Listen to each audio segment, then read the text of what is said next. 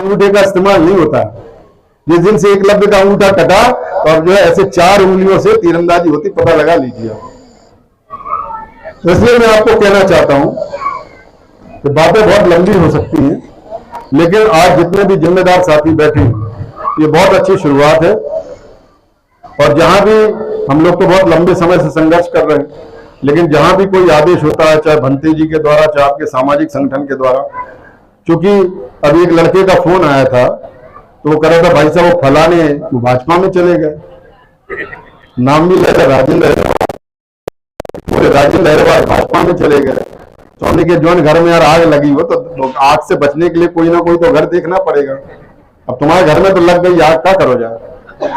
तो अब दिक्कत ये है, लेकिन एक बात समझिएगा कि हम लोग ऐसे लोग हैं जिन्होंने कभी जड़ों से नाता नहीं तोड़ा है। जब भी आप जहां भी महसूस करेंगे आपके बीच में हम दिखाई देंगे। हर तरह का संघर्ष करना पड़े उसके लिए हम लोग दिखाई देंगे। हम लोग कहीं किसी दल में रहे, लेकिन हम लोग आपके साथ खड़े रहेंगे, इतनी बात। और बाकी आपके विवेक पे है, हम यहाँ वोट की बात आपके विवेक पे। देखिए, वोट में भारत बन जाए, आप विवेकशील बन जाएं, आप बुद्धिस्ट हो जाएं, आप विचारवान हो जाएं, तो आपको जरूरत ही नहीं है। अरे जिस कौम की दिशा ठीक नहीं है उसकी दशा ठीक हो ही नहीं सकती। अगर आपकी दिशा ठीक हो जाए तो दशा भी ठीक हो जाए, कोई आपको ठीक नहीं करेगा। आप जिस दिन ये समझ जाएं कि हमें निर्णय क्या लेना है, हम समय समय पर, हमें लकीर का फकीर भी नहीं बने रहना है, हम बाबा साहब की संतान हैं। जिन बाबा साहब अम्बेडकर ने पूरे जीवन भर ये कहा कि कांग्रेस का 25 पैसे का मेंबर नहीं बनना, हमारे लोगों से कहा, बोले कांग्रेस जलता हुआ घर है। लेकिन वही बाबा साहब अम्बेडकर ने जब जो है 1947 में उनको कांग्रेस ने कहा कि आपको कानून मंत्री बनाना है हमें, आप आ जाइए, तो बाबा साहब अम्बेडकर चले गए। तो उस समय कानून मंत्री बनना बाबा साहब अम्बेडकर का जरूरी था, क्योंकि हमारे लोगों का बड़ा लाभ होता है। और कानून मंत्री बनने के बाद संविधान लिखने का मौका मिला। आप जानते हैं कैसे संविधान लिखने का मौका मिला। तो हमें लकीर के फकीर नहीं बने रहना है। जब भी हमें लगता है कि जो यथा स्थितिवादी ताकतें, मैं नाम नहीं रहा हूं किसी दल का, आपको समझना है, जो यथा स्थितिवादी ताकतें हैं, जो कभी नहीं चाहती कि इस देश में परिवर्तन हो, इस देश में दबा कुचला समाज, ये खड़ा खड़ी व्यवस्था, ये ऐसी व्यवस्था बन जाए जो लोग नहीं चाहते हैं, तो वो नहीं चाहते हैं।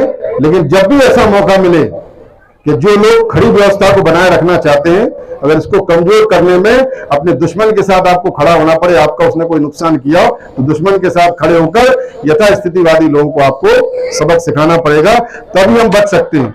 नहीं तो आज संविधान खतरे में है। और संविधान जो लोग खत्म कर रहे हैं वो कौन लोग हैं आप जानते हैं, वो जानते हैं बहुत अच्छी तरह, मंत्री जी भी बहुत अच्छी तरह जानते हैं। लेकिन मैं जानता हूं सब नेताओं की, सब लोगों की मजबूरी है। सब लोग जो है सारी चीजें समझ रहे हैं, ऐसा नहीं है कि कोई समझ नहीं रहा। कोई मंत्री ऐसी थोड़ी बन जाता है। इसलिए मैं कहना चाहता हूं कि जब भी आपको यथास्थितिवादी लोग अगर कहीं खड़े हैं और उनके खिलाफ अगर आपका दुश्मन भी खड़ा है, भले वो व्यक्तिगत आपका उसने नुकसान किया हो, लेकिन आप उसके साथ खड़े होकर यथास्थितिवादी ताकतों को कमजोर करना, तभी आपकी आने वाली पीढ़ी बच जाएगी। वरना साथियों बहुत बुरी हालत है। 2 करोड़ नौकरी 35 लाख बची है, अब तो नौकरी ही बंद हो रही है। अब तो नौकरी बंद होने जा रही है, आपके बच्चे नौकरी नहीं पहुंचेंगे, उसके बाद मजदूरी बचेगी, नए तरह की गुलाम